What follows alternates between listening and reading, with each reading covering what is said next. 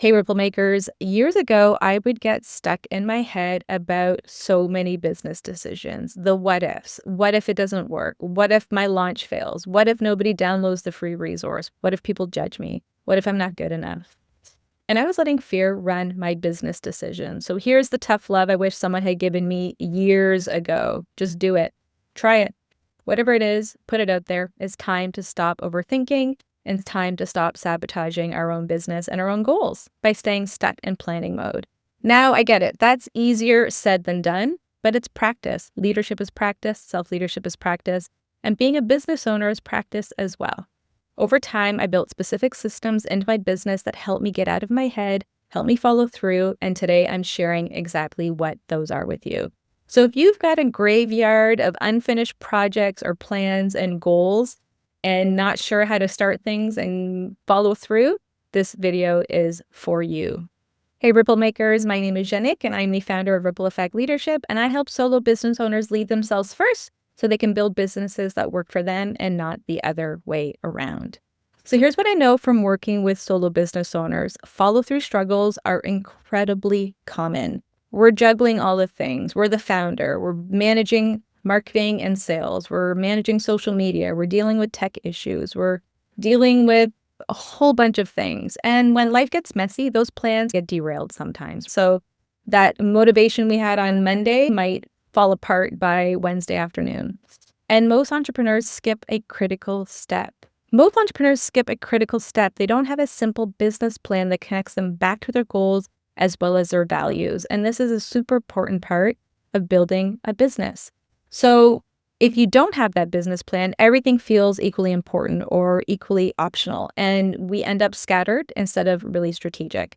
So here are my 5 tips for actually following through on your plans. So tip number 1 is start with a simple business plan. There's so many solo business owners and entrepreneurs who skip this. This is a very important foundational part of your business. So you don't need a 50-page document. You need something simple that includes your core values, what matters most to you, and 3 to 4 overarching goals for your business for that year. One of my goals for 2025 is to grow my email list.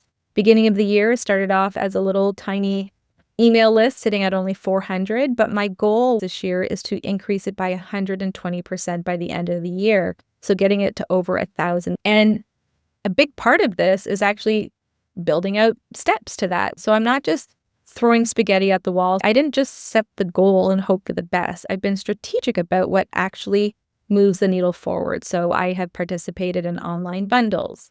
So that allows me to offer a free resource to other people's communities to sign up for and to be part of my email list. I host online events like my Ripple Reset, so people sign up through Facebook ads. I also have free resources that sometimes I'll do Facebook ads for, and so on. Even here in my show notes, I've got my little email link there for you, shameless plug, to click that link and follow Ripple Effect Leadership and get my monthly newsletter and to get updates on resources and programs. And so I'm definitely on track on hitting my goal because I'm now just under 800 emails and we still have 2 months left of the year. So I'm being thoughtful and strategic and building tactics that align with my core values of creativity, connection, collaboration, and productivity. And when your plans connect back to your actual business goals and your values, you're way more likely to follow through because you understand why they matter. And you're also connecting them to those goals and milestones for your business. Tip number 2, stop making plans that require perfect conditions. We make plans on Sunday that this week we're going to work on our course on Monday, we're going to do client work on Tuesday, and so on and so forth. And then life happens. You might get a client that calls in sick for a meeting. Your dog eats something weird and you have to bring them to the vet. You have to deal with a tech issue. So it's really important to build plans out for the week that are flexible as well. So if you really need to work on a specific project and you think to yourself, okay, this is going to take me about 2 hours, actually build in 3 hours because projects always take longer than we expect it to. That extra hour is your life happens cushion. I also want you to plan for low energy days. So some days you'll have the energy to tackle complex strategic work. That's great. And other days you're lucky to respond to some emails. So I want you to also have a list of low energy tasks. These are things like inbox management, organizing file folders, Canva folders, organizing projects in your Asana, or taking some time to unsubscribe to emails that you never ever open. Hopefully not ripple effect leaderships. Progress is still progress, even on tired days. So build flexibility into your plan so when chaos hits, your entire week doesn't derail. The goal isn't a perfect plan, it's a resilient one that you can handle when life happens. Tip number 3, I want you to break big goals into stupidly small next steps. So saying something like launch a course is very overwhelming. Your brain sees that and says, nope, instead I'm going to scroll Instagram for the next 3 hours. So what's more doable would be write the outline for module 1. That's an excellent step to working towards building your course. And it's more manageable, and it's something that you can actually finish. So every big goal needs to be really broken down into the smallest possible next action. And that's why I love using Asana. I use the free version. I plan everything out in there. My newest iteration of my Lead Yourself, Lead Your Business Kick-Ass Leadership Program for solo business owners, that's exactly what I use. I broke down every single step, every single lesson, every single section of that program. Tip number 4, build an accountability checkpoint. So making sure you're checking in with a peer, a mentor, a coach, a community of people that you're connected to, letting them know what your plan is, what big project you're working on.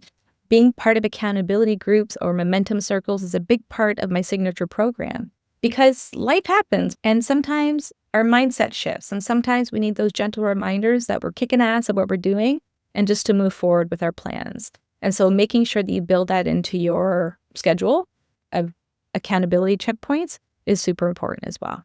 Tip number 5, create your focused environment.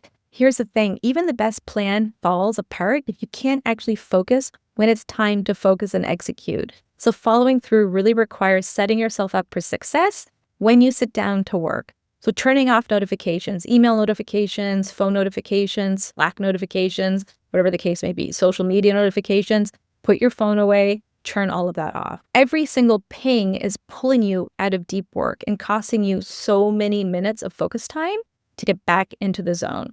I also want you to think about your focus space. I love going to a cafe, getting my favorite latte, putting my AirPods on, and listening to lo-fi music is one of my favorite things to do. I can get more done those 3 to 4 hours than sometimes here at my home office. Maybe for you, it's your home office with your door closed, or a library, or your kitchen table before anyone else wakes up. Find the environment where your brain says, okay, we're working now. And also set the mood. What helps you get into that deep work zone? Like I said, for me, it's lo-fi music and a good latte. For you, it might be complete silence, nature sounds, a specific playlist, maybe lighting a candle, or even having a clean and organized desk space. These aren't frivolous. These are cues to tell your brain it's time to get shit done. The environment you create directly impacts your ability to follow through. So make it easier for yourself by designing a space and conditions where focus actually really happens. The theme here is simple. Follow through isn't about willpower or discipline. It's about creating plans of work with your actual life, connecting them to your bigger goals and your values, and building in the support systems you need to finish what you start. So let me know in the comments which tip hit home for you. I would love to learn more about what you're working on as well and how I can support you. Peace out, Ripple Makers.